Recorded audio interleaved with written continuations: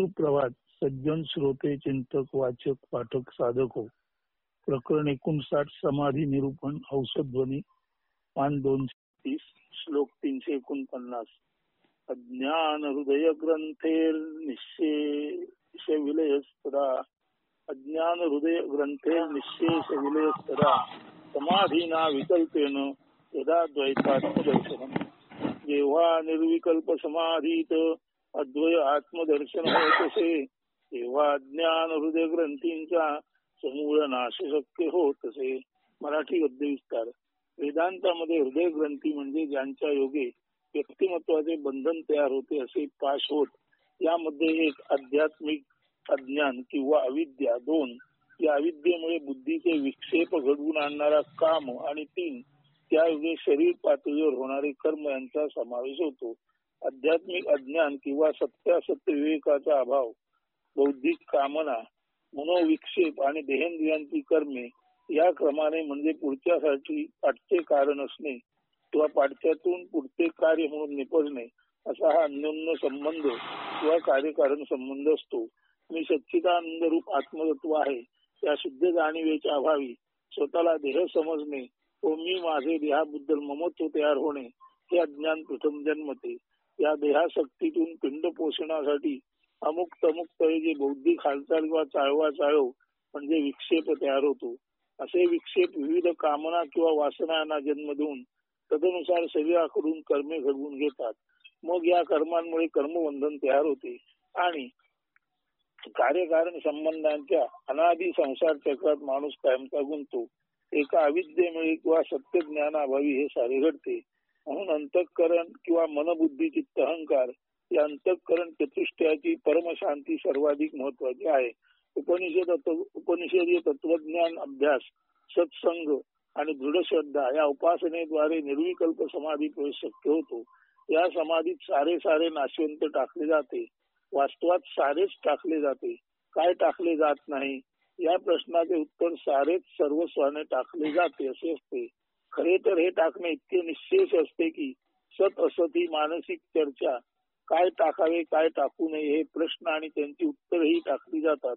असे निर्विकल्प समाधीत का होते याचे कारण असे की कोणतेही प्रश्नोत्तर रूपी संवाद ही सुद्धा कितीही सूक्ष्म असली तरी नाशिवंत बुद्धीची हालचालच असते.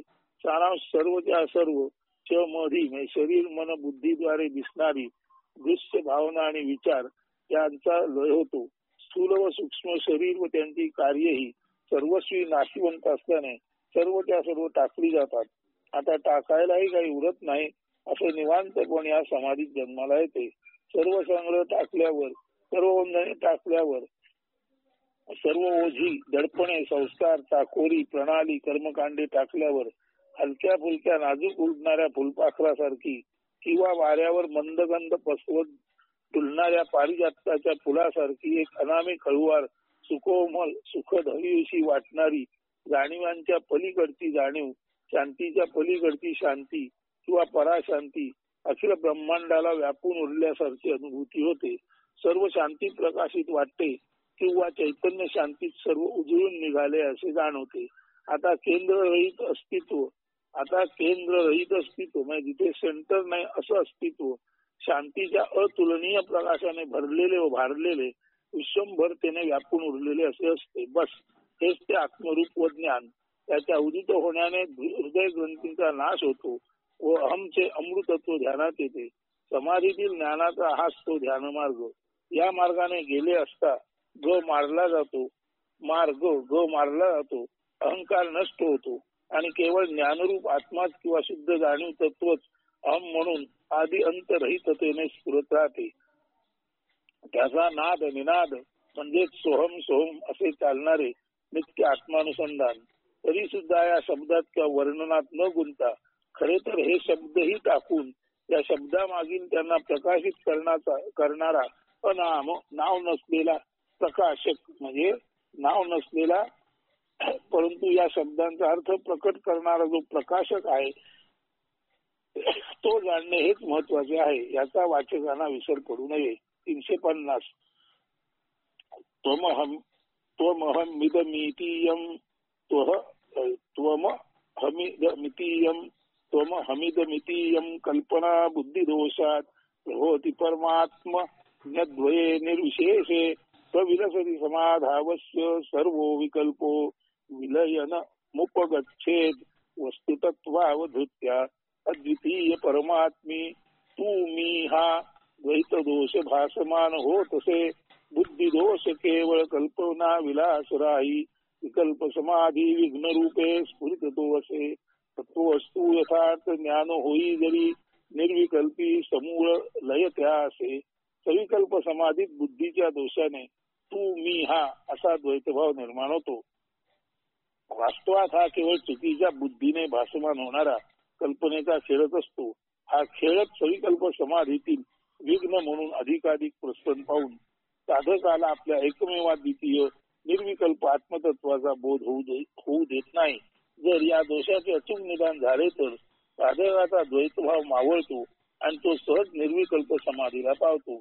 येथे भेदाभेद रहित अखंड चैतन्य ज्ञान रूप भाव असता साधकाला आपली स्वतःची म्हणून स्वरूपे प्राप्त होते. आता या स्वरूपात अन्य काही नसतेच मुळी अनन्यता द्वैतनाश घडवते. इथे एवढंच म्हटलेलं आहे की सविकल्प समाधी असते त्याच्यामध्ये तू मी हा असा द्वैतभाव असतो आणि हाच द्वैतभाव वाढत वाढत पुढे बुद्धीचे अनेकानेक भ्रम तयार होतात आणि शेवट सविकल्प समाधीतील तू मी हा भेद वाढता वाढता अधिकाधिक प्रसन्न पाहून साधकाला आपल्या एकमेवाद्वितीय निर्विकल्प आत्मतत्वाचा बोध होऊ देत नाही. जर या दोषाचे अचूक निदान झाले तर साधकामध्ये तू मी हा तो ती ते असा कोणताच द्वैतभाव राहणार नाही आणि सर्व द्वैतभाव गेल्यानंतर साधक अनायासे निर्विकल्प ज्याच्यामध्ये कोणताही बदल होत नाही अशा समाधीला किंवा अविकारत्वाला प्राप्त होतो. या अविकारी किंवा निर्विकल्प समाधीत भेदाभेद रहित अखंडता असते आणि चैतन्य ज्ञानरूप भाव असता म्हणजे केवळ चैतन्य ज्ञानरूप भाव असता म्हणजे चैतन्य आणि ज्ञान म्हणजे काय ते उघड करते ते आणि उघड करणार ज्ञान म्हणजे प्रकाश असतो अशा अर्थी ते चैतन्य आहे. चैतन्य ज्ञान म्हणजे चैतन्य म्हणजे ज्ञान आणि ज्ञान म्हणजे चैतन्य असा चैतन्य भाव रूप भाव असता साधकाला आपली स्वतःची म्हणून स्वरूपे प्राप्त होते. थोडक्यात साधकाला आपण केवळ आणि केवळ चैतन्यमय प्रकाशमय आहोत आणि चैतन्य प्रकाश हेच आपलं रूप आहे अशी खात्री पडते. यालाच माहिती चैतन्य भाव रूप भाव असता साधकाला आपली स्वतःची म्हणून स्वरूपे स्वतःची स्वतःला म्हणून प्राप्त होते. आता या स्वरूपात अन्य काही नसतेच मुळी तेथे केवळ चैतन्य आणि प्रकाश किंवा ज्ञानरूपी प्रकाश म्हणजे चैतन्य रूपी ज्ञान उपलब्ध असते. अनन्यता येथे आता दुसरे काही नाही, येथे केवळ ज्ञानरूपी प्रकाश किंवा चैतन्य रूपी ज्ञान आहे. यालाच अनन्यता म्हणजे दुसरे काही नाही असे केवळ चैतन्य ज्ञान किंवा ज्ञानरूप चैतन्य असते. यालाच अनन्यता म्हणतात आणि ही द्वैताचा नाश घडवते.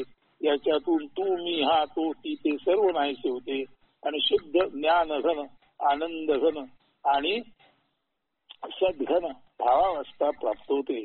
चित घन ज्ञान घन आणि आनंद घन भावावस्था प्राप्त होते. 351 शांतोदांत परमपरत शांतियुक्त समाधी कुर्वन् नित्यं कलयति स्वस्य सर्वात्मभावं तेना विद्या तिमिरजनितान् साधु दग्ध्वा विकल्पान् ब्रह्माकृत्या निवसति सुखं निष्क्रियो निर्विकल्पः शांती संयम निवृत्ती प्रतीक्षा धारण जो करी स्वब्रह्म आत्मतेज एकमेव जाणून समाधी ध्यान जो धरी ऐसा येती सर्व विकल्पांचा समूळ उच्छेद करून असे निष्क्रिय निर्विकल्प ब्रह्मरूप सहज सुखरूप तो असे पराकोटीची शांती आत्मसंयमन दृश्य भावना आणि विचार यातून मनाची निवृत्ती जीवनातील अडी अडचणी व खाच कळगे यांची फिकीर न करता सर्व काही शांत व उदारपणे सहन करणे शमदम उपरती तितिक्षा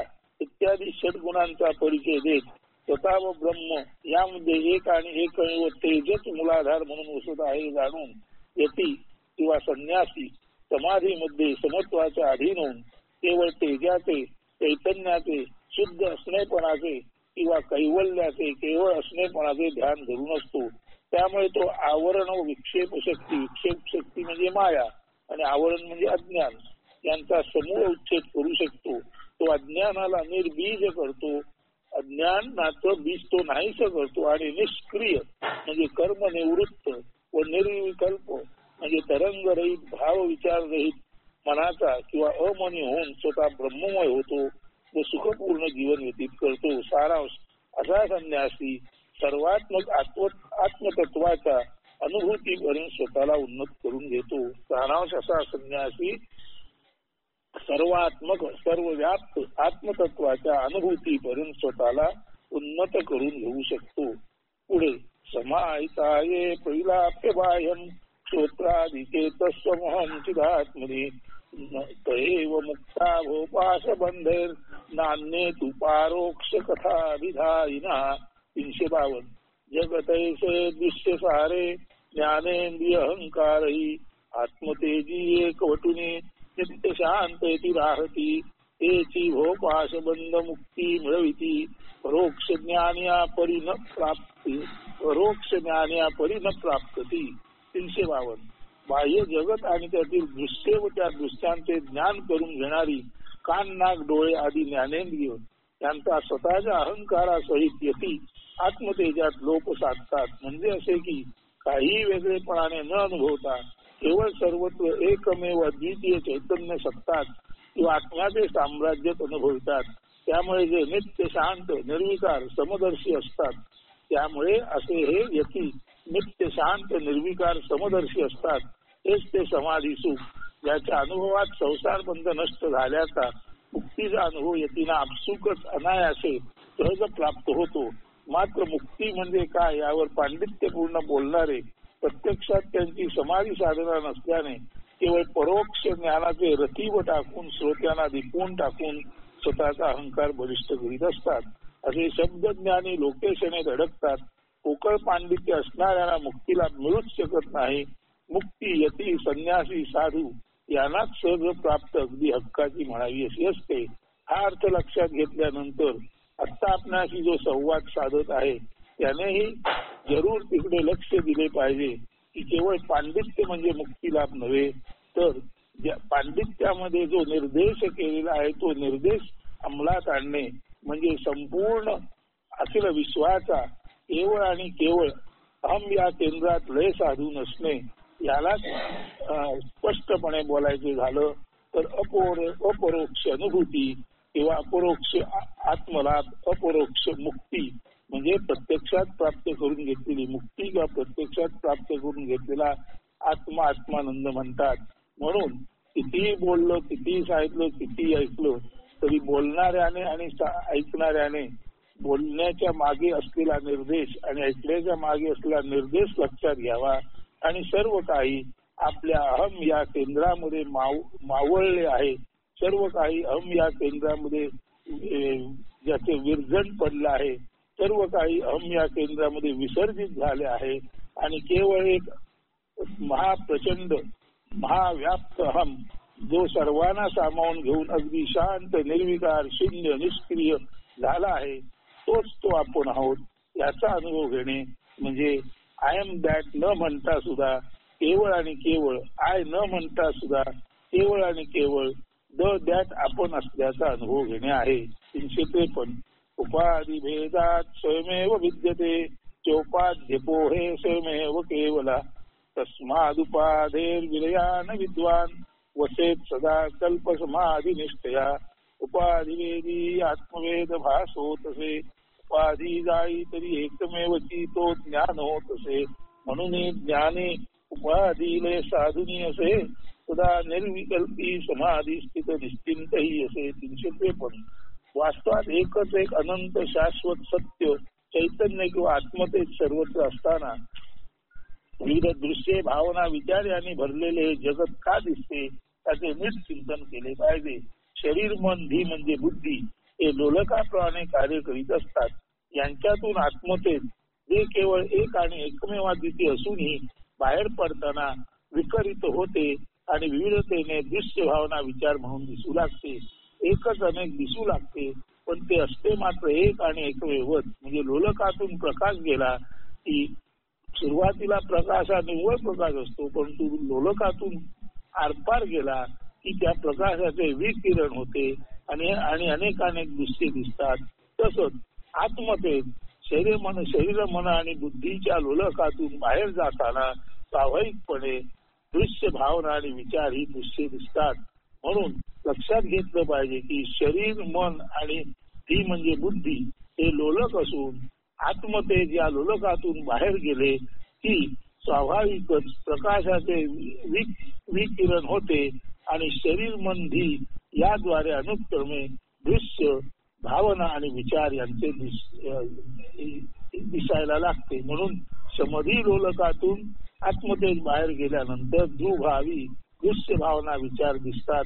हे लक्षात आले तर लोलकाच्या अलीकडे असलेले आत्मतेज हे एक आणि एकमेव आहे आणि तेच आपण असल्याचे स्पष्ट ज्ञान साधकाला होऊ शकते. एकच अनेक दिसू लागते, पण ते असते मात्र एक आणि एकमेवच. हे जे अनेकत्व आहे ती आहे उपाधी.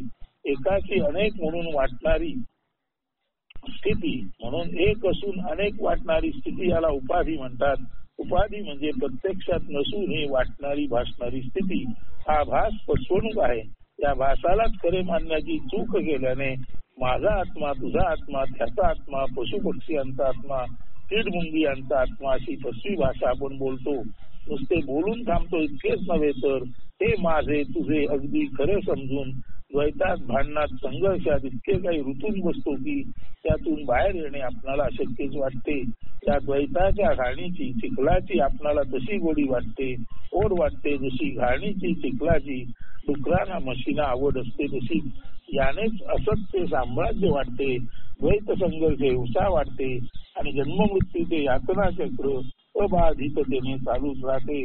क्षमधी व दुभावी ही सारी उपाधी फसवी अनेकता आहे.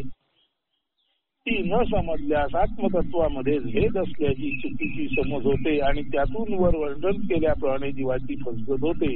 या भेदांकडे जास्तीत जास्त आत्म्याची लीला, लाघव किंवा शोभादर्शकातून दिसणाऱ्या आकर्षक नक्षीचे सौंदर्य इतपतच लक्ष देऊन द्वैती फसवाफसवी म्हणून तिकडे अलक्ष्य करावे. सर्व काही आत्मलाघवच म्हणून मानावे. आत्म्याच्या अनन्यतेकडेच लक्ष असू द्यावे. असे झाले की उपाधिनाश आपोआप होतो, अनेकता जाते आणि आत्मैक्यता ठळकपणे ध्यानात येते. केवळ तो म्हणजे आत्माच सर्वत्र विलसित असलेला जाणवतो. म्हणूनच अपरोक्ष ज्ञानी, पंडित, यती, संन्यासी सर्व उपाधींचा लय साधून अनेकतेला आत्म्याच्या एकतेत समायोजित करून निर्विकल्प समाधीत निश्चिंत असतो. आपल्या माहितीसाठी सांगतो की गोंदवलेला श्री दादा महाराज देशपांडे आहेत. ते नेहमी म्हणतात तोच तो, तोच तो, तोच तो. म्हणण्याचा अर्थ असा आहे त्यांचा की आपले आत्मचैतन्य शरीर मन आणि बुद्धी या लोलकातून बाहेर गेल्यानंतर दृश्य भावना विचार अशा तऱ्हेने वितरित होऊन दिसते. परंतु एकच जेव्हा अनेक दिसते तेव्हा अनेक म्हणजे एकच असते. अशा अर्थी तुम्हाला जे दिसते, भासते, वाटते ते सर्व खोटे असून त्याचे मूळ रूप जे आहे तो केवळ प्रकाश आणि प्रकाशच आहे. म्हणून तुम्हाला आजूबाजूला जे सर्व दिसते ते दुसरे तिसरे काही नसून तोच तो, तेच ते चैतन्य आहे, तोच तो प्रकाश आहे, तोच तो आत्मा आहे असा त्याचा अर्थ आहे. म्हणून केवळ तो आत्माच सर्वत्र विलसित असलेला जाणवतो. या अर्थाने आता आपणाला जे सांगितले ते दादा महाराज देशपांडे सध्या जे गोंदवलेले आहेत ते त्यांच्या साध्या सुध्या भाषेत म्हणतात तोच तो, तोच तो. याचा अर्थ हा आहे हे लक्षात घ्यावे.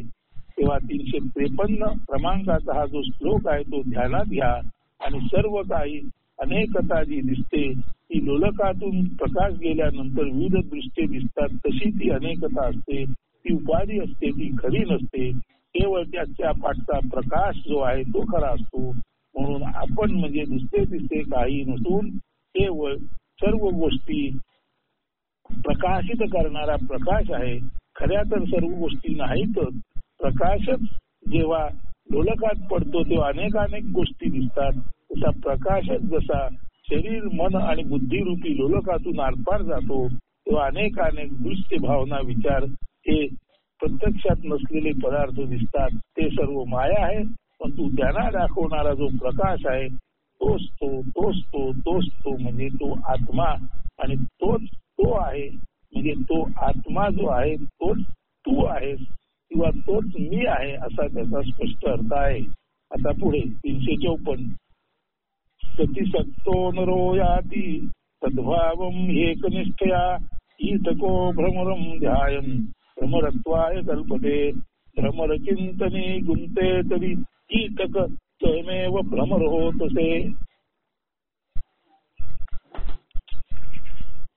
एकनिष्ठ सद्ब्रह्म चिंतने राही तरी साधक ब्रह्मरूप होतसे. 354 आता इथे कीटक म्हटलेलं आहे. तर कीटक म्हणजे कुंभारीण माशी आपल्या अळी अवस्थेतील पिलांना म्हणजे कीटकांना घराच्या छपराच्या बेचक्यात किंवा टेबल खुर्च्यात ठेवलेले असतात. तिथे भिंतीच्या कानाकोपऱ्यात एक मातीचे आतून पोकळ असलेले घरटे तयार करून सुरक्षित ठेवते. ती स्वतः या घराच्या बाहेर तोंडावर बसून आतल्या सुप्तावस्थेतील अळ्यांचे कीटकांचे संरक्षण करते. कोणी या घरट्यात जाऊन आपली पिले खाऊ नयेत हा तिचा उद्देश असतो.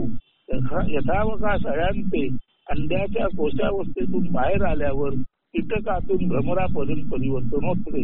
मात्र जर का चुकून अळी किंवा कीटक घरच्या बाहेर आली तर ती त्या अळी वा कीटकालाही कडकडून चावते. हेतू हा की आपल्या पिलाने किंवा पिल्लाने सुरक्षिततेच्या कवचातून बाहेर येऊन जीव गमावू नये. कुंभारीण माशीचा जावा इतका यातनादायी असतो की वेगळ्या छातीच्या पूर्ण 6 कोटी माणसालाही तिच्या एका चाव्याने पाणी मागायला लागते. असे असताना त्या इवल्याल्या अविकसित कीटकांना त्या चाव्याने किती यातना होत असतील. म्हणूनच असा चाव्याचा प्रसाद कीटकांना बसताच ते परत घरट्यात जातात. मात्र आत जाऊन सतत घरट्याच्या तोंडावर बसलेल्या आपल्या आईच्या म्हणजे राणी माशीच्या चिंतनातच ते कीटक असतात. हे चिंतन आपणाला चावलेल्या आपल्या आईच्या रागातून मनात दुःख धरून चालू असते. त्यामुळे जेव्हा कधी आतल्या कीटकांचे पूर्ण भ्रमरात म्हणजे माशीत रूपांतर होते तेव्हा घरट्याचे छिद्र फोडून बाहेर येण्याचे सामर्थ्य त्यांच्यात निर्माण होते. बाहेर आल्यावर प्रथम तोंडावर संरक्षणासाठी बसलेल्या आईलाच राणी माशीलाच भ्रमर मारून टाकतो. वास्तवात अळीपासून पूर्ण भ्रमर होणे हा निसर्ग क्रम आहे. मात्र येथे वेदांत्यांनी आपल्या कविकल्पनेच्या जोरावर त्याचा अर्थ असा काढला आहे की कीटक भ्रमराचे चिंतन करता करता भ्रमर रूप होतो. चिंतने तद्रूपता असा हा सिद्धांत आहे. म्हणजे असे की चिंतन करणारा ज्याचे चिंतन करतो तेच तो होतो किंवा तेथे तसाच तो तद्रूप होतो. जे कृष्णमूर्तींच्या भाषेत ऑब्झर्वर इज द ऑब्झर्व्ड हाच सिद्धांत पुढे वाढवून तत्वज्ञानी असेही म्हणतात की एकमेव सद्ब्रह्माच्या क्वचित ब्रह्माच्या चिंतनात जो राहतो तो साधक ब्रह्मरूप होतो. जो आत्म्याखेरी धन्य काही पाहत नाही, जाणत नाही, चिंतित नाही तो अनन्यतेने आत्माच होतो. तो ऑब्झर्वर इज द ऑब्झर्व्ड याचा अत्यंत उत्कृष्ट आविष्कार म्हणजे पूर्णाने पूर्णाला पूर्णत्वाने पाहणे आणि पूर्ण म्हणून पूर्णत्वाने असणे. याच्या खालची जी अवस्था आहे ती कमी प्रतीची आहे. त्याच्यामध्ये ते कीटक आपल्या आईला पाहतात. जी आईला राणी माशी म्हणतात ती राणी माशी कीटकांनी बाहेर येऊन संकटात पडू नये म्हणून बाहेर आल्या अळी रूपात बाहेर आलेल्या कीटकांना ती चावते आणि परत त्यांना आत पाठवते. याचा राग त्या कीटकांच्या मनात असतो आणि पूर्ण माशीमध्ये रूपांतर झाल्यावर तो राग आईच्या धरून बाहेर पडलेले पूर्ण माशीचे रूप त्या राणी माशीलाच खाऊन टाकतं. याचं कारण त्यांच्या डोक्यामध्ये केवळ आणि केवळ आपणाला चावणाऱ्या आईचंच चिंतन चालू असतं. वास्तवात ती आई त्यांचं संरक्षण करत असते. पण मुलांना वाटतं ती आई आपल्याला त्रास देत आहे म्हणून ते कीटक पूर्ण माशीत रूपांतरित झाल्यानंतर आपल्या आईलाच खाऊन टाकतात आणि आई जशी त्यांना चावते त्याच्याहून अधिक पेशाने चावून ते आईला मारतात. म्हणजे चिंतने तद्रूपता म्हणजे डूब धरून आपल्या आईवर लक्ष ठेवलेले जे कीटक असतात ते पुढे पूर्ण माशीत रूपांतर झाल्यानंतर आपल्या आईला मारून टाकतात. त्यांच्या डोक्यामध्ये फक्त चावणं एवढंच असतं आणि ते चावून ते आपल्या आईला मारून टाकतात. म्हणजे प्रत्यक्ष कीटक जेव्हा पूर्ण माशी होते तेव्हा ती पूर्ण माशी झालेली मूळ राणी माशीला खाऊन टाकते आणि स्वतःच पूर्ण माशी म्हणून उरते, असा त्या चिंतने तद्रूपतेचा अर्थ आहे. आणि असाच अर्थ ऑब्झर्वर इज द ऑब्झर्व याचा आहे. पण तू त्याचा परिपूर्ण अर्थ लक्षात घ्यायचं झालं तर जो स्वतःला पूर्ण समजून समोर पूर्णत्वाने पाहतो तो स्वतःच पूर्ण असल्यामुळे स्वतःच वैश्विकतेच्या पातळीला एकमेव अद्वितीय असतो. असा होलिस्टिक म्हणजे पूर्णाने पूर्णाला पाहणे आणि पूर्ण असणे असा अर्थ ऑब्झर्वर इज द ऑब्झर्वर याचा घेतला पाहिजे.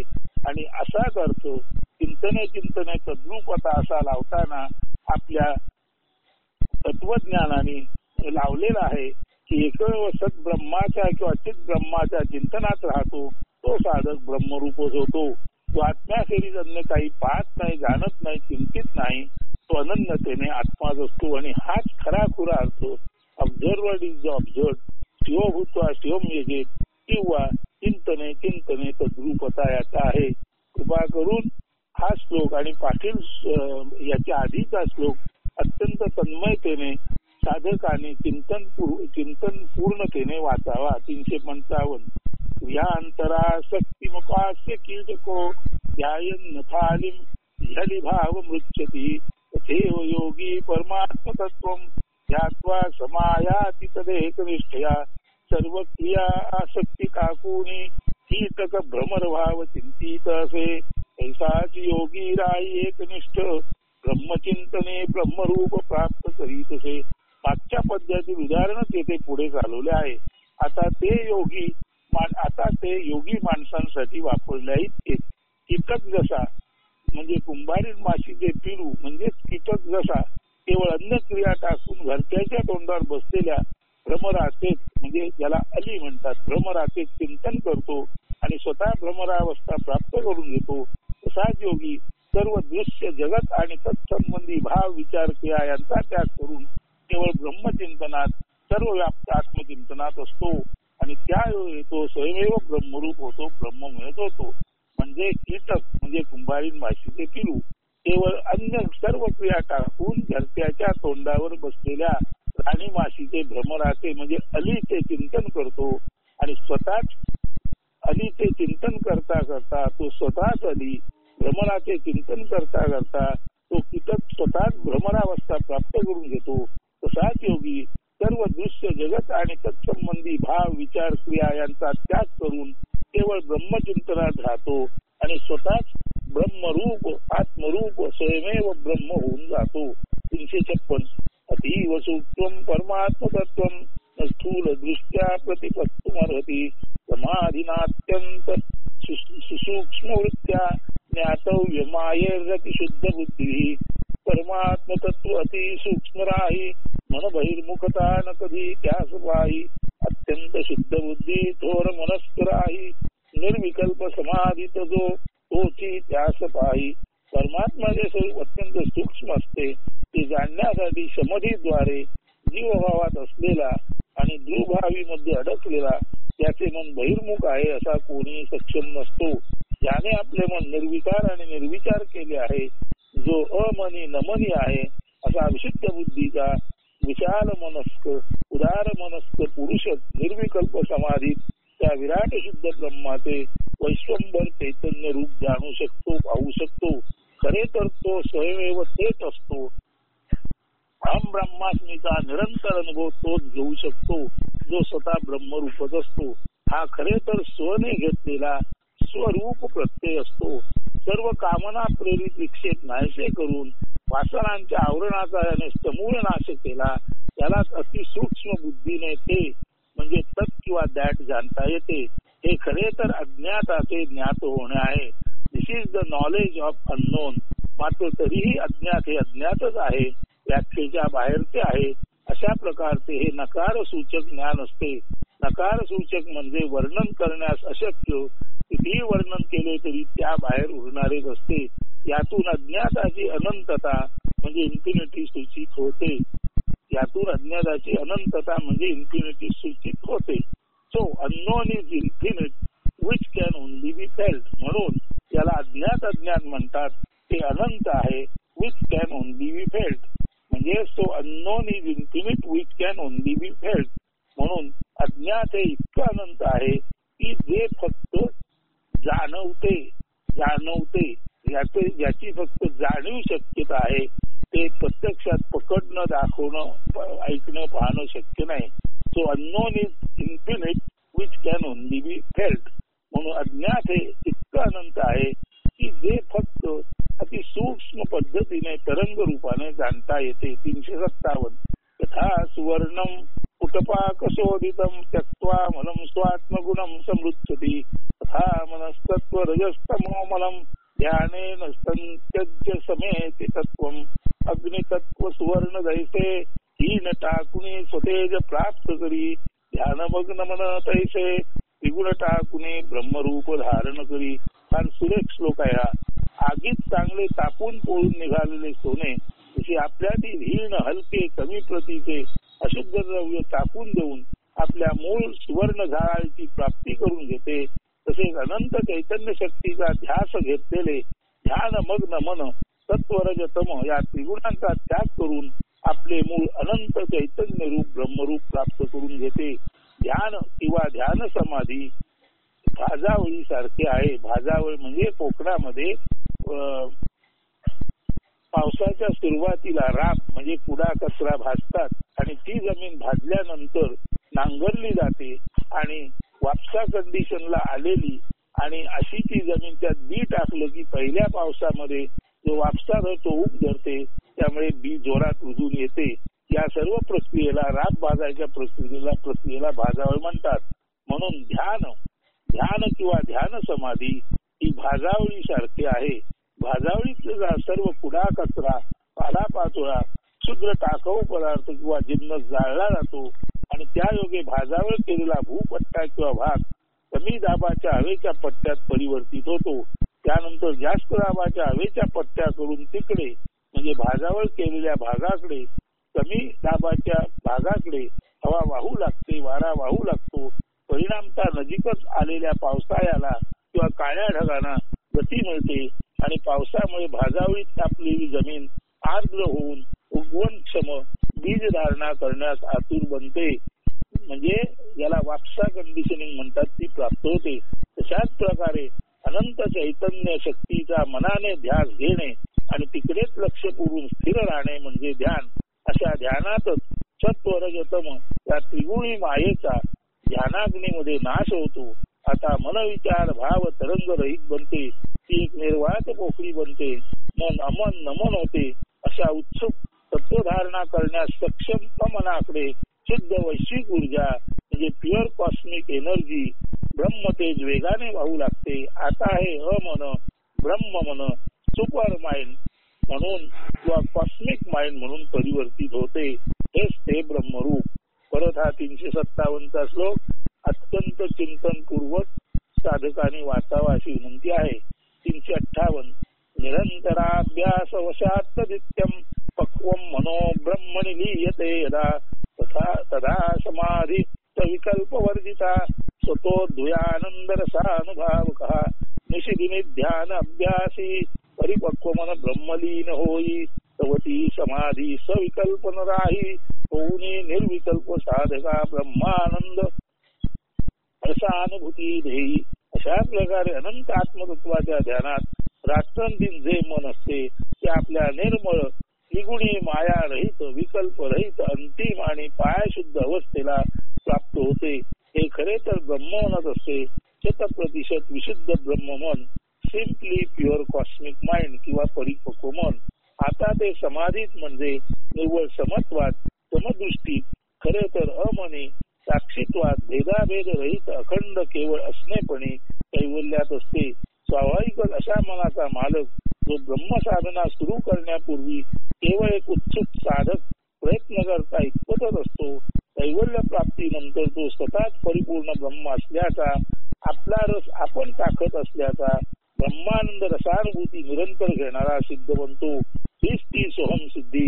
परमपूज्य सद्गुरु श्री स्वामी स्वरूपानंद म्हणतात, गुरु प्रेम अत्यंत चित्तीय सावे निध्यास अभ्यास मार्गे जावे रासोमात्मा से भान राहो स्वरूपाचा आनंद सर्वासी लाहो. येथे स्वामींनी गुरुप्रेम ध्यानात राहून किंवा घेऊन आत्मचिंतन करायला सांगितले आहे इतकेच. अन्यथा इथे गुरु याचा अर्थ विशाल विराट असा अर्थ लावला तर येथे गुरु म्हणजे दिसते तिसते काही नसून ब्रह्माचे अनुसंधान असा त्याचा अर्थ आहे. की अन्यथा ब्रह्मानुसंधानात नित्य राहिल्यास निर्विकल्प समाधी कशी प्राप्त होते हेच या श्लोकात स्वामींनी सांगितले आहे. स्वरूपाचा आनंद मिळो याचा अर्थ लाहो म्हणजे मिळो. ब्रह्मानंद रसानुभूती असा घ्यावा. येथे गुरु म्हणजे सुद्धा गुरुतत्व विराट विशाल अमर्यादित ब्रह्मतत्व असा अर्थ घेतल्यास म्हणजे व्यक्ती निरपेक्ष अर्थ ब्रह्म असा अर्थ घेतल्यास अनंत ब्रह्माची ध्यान समाधी व त्यात प्राप्त होणारे स्वरूप ज्ञान किंवा अहम ब्रह्मास्मी स्थिती हे समजू शकेल. अशा ब्रह्मस्थितीत असणारा स्वयमेव ब्रह्मच असतो आणि तो ब्रह्मरस प्राप्ती म्हणजे स्वरूपानंद मिळवतो. हे येथे सुस्पष्टपणे स्वामींनी सांगितले आहे. येथे सद्गुरु श्री स्वामी स्वरूपानंद आणि परमपूज्य श्री शंकराचार्य यांच्या उपदेशातील तंतोतंत साम्य दिसून येते. आता या संदर्भात हा स्वरूपानंदांचा जो गुरु म्हणजे ब्रह्म अशा अर्थी श्लोक आहे तो एकदा म्हणूया आणि शंकराचार्य अशाच अर्थाने काय म्हणतात ते पाहूया. तर प्रथम स्वरूपानंद असे म्हणतात. गुरु प्रेम अत्यंत चित्तीय सावे निध्यास अभ्यास मार्गे तुझावे सोमात्मा सेवान राहो स्वरूपात आनंद सर्वास राहो. गुरु प्रेम गुरु म्हणजे विशाल सर्वात जे विशाल विराट आहे तोच गुरु म्हणजे ते ब्रह्म. त्याच्याबद्दल प्रेम नेहमीच आपल्या चित्तात असू द्यावे आणि निशिदिनी त्या ब्रह्मप्रेमाचा ध्यास हाच अभ्यास मार्ग आपण स्वीकारावा. त्या कारणाने ते ब्रह्म म्हणजे मी हा अहम हा सोहमात्मा आय एम दॅट हे भान हा ज्ञान प्रकाश आपल्यामध्ये जागा होईल आणि अशाच्या आय एम दॅट या ज्ञानामध्ये म्हणजे तेच आपले स्वरूप आहे जाणल्यामुळे आपल्या या सोहम हौसो या स्वरूपामध्ये आपणा सर्वांना आनंद प्राप्त होईल. आता हे जे म्हटलेलं आहे शंकराचार्य आता इथे लिहिलेलं नाही एका वेगळ्या ठिकाणी म्हणतात ते या आधी तुम्हाला सांगितलेलं आहे परत एकदा सांगतो. ते असं आहे. प्रातस्मरामि हृदि संस्फुरदात्मतत्वं तच्चित्सुखं परमहंस गतिं तुरीयं यत् स्वप्नजागर सुषुप्तमवेति नित्यं तद्ब्रह्म निष्कलमहं न च भूतसंगा. मराठी अर्थ असा आहे. मी ते अखंड ब्रह्म हे माया जनित प्रकृती आवरण जागृती स्वप्न निद्रानुभवा प्रकाशित करी ऐसे तुरीय चैतन्य सच्चिदानंद परमहंस स्वरूपी सुप्रभाती हृदय संपुटी स्पष्ट अनुभूत दे होई ऐशा आत्मतत्व स्मरण चिंतनी नित्य निरंतर प्रसन्न मी राही. मी ते अखंड ब्रह्म. मी म्हणजे अखंड ब्रह्म आहे नव्हे माया जनित प्रकृती आवरण म्हणजे मायेने धारण केलेले हे 36 तत्वांचं देहरूपी आवरण मी नसून मी अखंड ब्रह्म आहे. त्या कारणाने जागृती स्वप्न निद्रा अनुभवा त्या देहाला जागृती आणि स्वप्न आणि निद्रा म्हणजे सुषुप्ती यामध्ये जो अनुभव येतो तो जागृतीमध्ये सत स्वप्नामध्ये चैतन्य रूपाने दृश्य दिसतात म्हणून चित आणि गाढ झोपेतून उठल्यानंतर अत्यंत परिपूर्ण जी आनंदाची अनुभूती येते ती. म्हणून मी ब्रह्म असून 36 तत्वांचं हे देहरूपी वाकळ किंवा हे देहरूपी घोंगडी मी नाही परंतु मी ब्रह्म असल्यामुळे जरी जीवदशेत मी आता जीवदशा जरी मी धारण केली असती तरी जागृतीमध्ये सत स्वप्नामध्ये चित आणि गाढ झोपेत जो आनंदाचा अनुभव येतो तो प्रत्यक्षात सच्चित आनंद हा आनंद 3 तऱ्हेचा नसून प्रत्यक्षात ती एकमेव संवित एकमेव ज्ञानाची एकाच ज्ञानाची ती 3 रूपे आहेत. संवित म्हणजे एकमेव ज्ञान. आणि आता बघा कसं आहे एकमेव ज्ञान आहे त्याला संवित म्हणतात. आता एकमेव ज्ञान किंवा ज्ञानप्रकाश आहे आणि तो शरीर मन बुद्धीतून म्हणजे शरीर मन बुद्धी रूपी लोलकातून गेल्यानंतर एकमेव प्रकाश जो आहे तो कसा दिसतो. शरीर मन बुद्धी रूपी लोलकातून ज्ञान प्रकाश गेल्यानंतर अनुक्रमे दृश्य भावना विचार दिसतात. तसंच ते दृश्य भावना विचार म्हणजे जागेपणे सत वाटते स्वप्न स्वप्नामध्ये ते चित्त वाटते आणि गाढ झोपेतून उठल्यानंतर जी सुखप्राप्ती होती त्याला आनंद म्हणतात. परंतु सच्चित आनंद हे त्रिगुणी नसून मूलतः ते एक संवित शुद्ध ज्ञान आत्मज्ञान आहे आणि त्यालाच त्याने तुर्या म्हणजे ह्या तिन्ही अवस्था गेल्यानंतर जे राहते ती अवस्था म्हणजे तुर्या म्हणजे आत्मज्ञान. म्हणून मी ते अखंड ब्रह्म नव्हे माया जनित प्रकृती आवरण जागृती स्वप्न निद्रानुभवा प्रकाशित करी ऐसे तुरीय चैतन्य सच्चिदानंद परमहंस स्वरूपी सुप्रभाती हृदय संपुटी स्पष्ट अनुभूत जे होई ऐशा आत्मतत्व स्मरण चिंतने नित्य निरंतर प्रसन्न मी राही. मी खऱ्या अर्थाने आत्मतत्व स्मरण चिंतन करणारा आणि आत्म्यातच अनुसंधान असणारा केवळ ब्रह्माचे चिंतन करणारा ब्रह्मानुसंधानी आहे. आणि हे ब्रह्माचं चिंतन आणि ब्रह्मानुसंधान ज्या ब्रह्मशक्तीमुळे ब्रह्मज्ञानामुळे प्राप्त होते त्याला एकत्वाने संवित किंवा तुर्या म्हणतात. मात्र जीवाच्या अवस्थेनुसार म्हणजे जागृती स्वप्न आणि निद्रा या तीन अवस्थेनुसार जरी सच्चित आनंद रूपाने तुर्या प्रकटली तरी ती मूलतः संवित म्हणजे एकमेव ज्ञान आत्मज्ञान म्हणून तुर्याच आहे.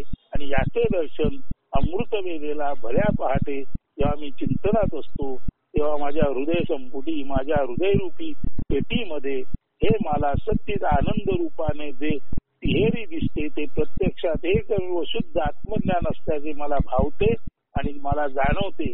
अशा या आत्मचिंतनामध्ये नित्य निरंतर मी असल्यामुळे मी कायम स्वरूपी प्रसन्न असतो. इथे जसं गुरुप्रेम म्हणजे ब्रह्माचं चिंतन तसंच इथे ब्रह्माचं चिंतन श्री शंकराचार्य करतात. ते म्हणतात हे प्रकृतीचे आवरण किंवा हा 36 तत्वाचा देह मी नसून मी अखंड ब्रह्म आहे. परंतु देहप्राप्ती झाल्यामुळे हे ब्रह्मज्ञान जसे लोलकातून प्रकाश गेल्यानंतर तिहेरी दिसतं तसं हे ब्रह्मज्ञान जीवातून पलीकडे गेल्यानंतर म्हणजे लोलकातून पलीकडे गेल्यानंतर शरीर मन बुद्धीतून पलीकडे गेल्यानंतर जागृती स्वप्न आणि सुषुप्तीमध्ये सच्चित आनंद असं जरी तिहेरी वाटलं तरी प्रत्यक्षात ते संवित शुद्ध ज्ञान म्हणजे आत्मज्ञानच आहे. हे मला भल्या पहाटे चिंतन करताना अमृत वेळेला जाणवते. माझ्या हृद मंदिरामध्ये सच्चिदानंद परमहंस स्वरूपी जे एकमेव तत्व आहे तुर्या तत्व आत्मतत्व ते मला जाणवते आणि ते मी असल्याची मला खात्री आहे. म्हणून त्याच्या चिंतनात मी नेहमी असल्यामुळे नित्य निरंतर प्रसन्न राहतो. म्हणजे ब्रह्मामुळे म्हणजे ब्रह्मज्ञानामुळे नित्य प्रसन्नता ही जशी शंकरायांनी सांगितलेली आहे तसंच गुरु किंवा ब्रह्मज्ञानामुळे काय प्राप्त होतं तर स्वरूपाचा आनंद सर्वास राहो. म्हणजे ब्रह्म हे आपण आहोत, जे गुरु तत्व विशाल तत्व ते आपण आहोत हे समजल्यामुळे त्या गुरुतत्वाचाच आनंद स्वरूपात प्रत्येकाला मिळतो. हे जसं स्वरूपानंद म्हटलेलं आहे तसं ब्रह्म मी आहे जाणल्यामुळे त्या ब्रह्माचाच ब्रह्मानंद मला तुर्यावस्था म्हणून म्हणजे सच्चित आनंद याचं एकत्वाने असलेलं रूप संवित ज्ञान रूप म्हणजे तुर्यावस्थेत मी घेत असतो. म्हणून मी ब्रह्म आहे आणि ब्रह्मानंद माझा आहे. तेव्हा म्हणजे मी म्हणजेच ब्रह्म आणि ब्रह्मानंद आहे असं शंकराचार्यांना जाणवतं. तसंच स्वरूपानंदना गुरु म्हणजे ब्रह्मतत्व हेच आपण आहे हे जाणवल्यामुळे ते म्हणतात स्वरूपात सर्वासी आनंद लाहो. हे स्वरूपानंदांना जाणवलेलं ब्रह्मतत्व ब्रह्मज्ञान याला त्यांनी स्वरूपानंद म्हटलेलं आहे. आणि त्या ब्रह्माला ते गुरु विशाल विराट म्हणजे यो वै भूमा तत्सुखम नाल्पे सुखम असती अशा अनंत ब्रह्मालाच ते गुरु मानतात. तेच इथे शंकराचार्यांनी वेगळ्या शब्दात सांगितलेले आहे. म्हणून येथे सद्गुरु श्री स्वामी स्वरूपानंद आणि परमपूज्य श्री शंकराचार्य यांच्या उपदेशातील तंतोतंत साम्य दिसून येते. 359 समाधी नानेन समस्त वासना ग्रंथेर विनाशो किल कर्मनाशा अंतर्वही सर्वतएव सर्वदा स्वरूप विस्फूर्ती निर्विकल्प समाधीत समस्त वासना ग्रंथी नाश होतसे तैसाची होई सर्व कर्मनाश अंतर्बाह्य प्रयत्न रहित स्वस्वरूप स्फुरण होतसे. निर्विकल्प समाधीत असताना सर्व वासना आणि वासना धारण करणाऱ्या ग्रंथी यांचा समूळ नाश होतो. तसेच आपोआप सर्वच्या सर्व कर्मे लयात जातात. कोणताही प्रयत्न न करतात सर्वत्व स्वस्वरूप संपृक्ततेने भरून वाहत असल्याचा ज्ञान प्रत्यय येतो. सोहम ध्वनी अंतर्बाह्य प्रतीत होतो.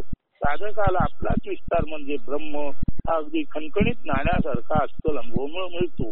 मेघवृष्टी नारायण पाटणकर लिखित मेघवृष्टीमध्ये पृष्ठ क्रमांक 81 वर प्रस्तुत लेखकाने हे स्पष्ट केले आहे. ते ऐका आणि आजचं निरूपण आपण पूर्ण करू. ते असं आहे. स्वरूप मंदिरी स्वरूपची देव स्वरूप पितांबरी स्वरूप पुजारी वामांगी स्वरूप दक्षिणी स्वरूप ऊर्ध्वधरी कोंडले केवळ स्वरूप पाठी पुढे नाचे आजूबाजू साचे मुखी राही वाचे विराट स्वरूप साधक स्वरूप देवही स्वरूप देव साधक भक्ती स्वरूप स्वरूप ते मुक्त वर्णिता अशक्य मुक्त स्वरूप भक्त विदेही सशक्त स्वरूप बळाचा नसे आदि अंत सुवर्ण स्वरूपी स्वयेची श्रीमंत अलंकारे नाही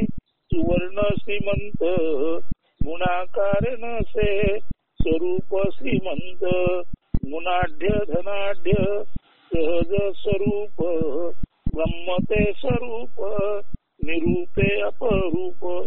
स्वरूप सहजतेने सर्व दैवी गुणाने मंडित असते, वैभवाने परिपूर्ण असते. स्वरूप खरे तर ब्रह्मच आहे. निरूप निराकार असल्यानेच विस्मयकारी आपण आपल्याशी आश्चर्यकारक अद्भुत असे हे स्वरूप आहे. जसं दागिन्यांमुळे सोन्याला शोभा येत नाही तर सोन्यातून दागिने घडतात, तसंच कुठलीही श्रीमंती कुठलंही वैभव स्वरूपाला श्रीमंत करू शकत नाही. स्वरूप त्याचे तेच गुणाढ्य आणि धनाढ्य असते. म्हणून स्वरूप किंवा आत्मा किंवा ब्रह्म हेच एकमेव सर्वस्वाने वैभव आहे. सर्व स्व सर्व काही स्व याचा अर्थ वैभव असा आहे. म्हणून ब्रह्म हेच सर्वस्व आहे. ब्रह्म हेच सर्व वैभव आहे. ते स्वतःच गुणाढ्य धनाढ्य आहे आणि हे ब्रह्म म्हणजे स्वरूपानंद म्हणतात ते स्वरूप हे ध्यानात घ्या. आणि स्वरूप आणि ब्रह्म हे मूलतः गुणाढ्य धनाढ्य आहे. त्याला कुठल्याही गुण आकाराची भावाची निर्मितीची गरज नाही. जशी सुवर्ण त्याचं ते श्रीमंत आहे, त्याला अलंकार सुशोभित करू शकत नाहीत. तर हे स्वरूप किंवा ब्रह्म याचं चिंतन आपण दृढ ठेवा आणि सहजासहजी साधक म्हणून आपण जो प्रवास केला आहे ते हे पुस्तक पूर्ण होता होता आपण सिद्ध म्हणून परिवर्तित व्हाल असा विश्वास त्या ब्रह्मकृपेने त्या ब्रह्माच्या आशीर्वादाने आपणासाठी मी व्यक्त करतो आणि आजचे हे निरूपण थांबवतो. अस्तु.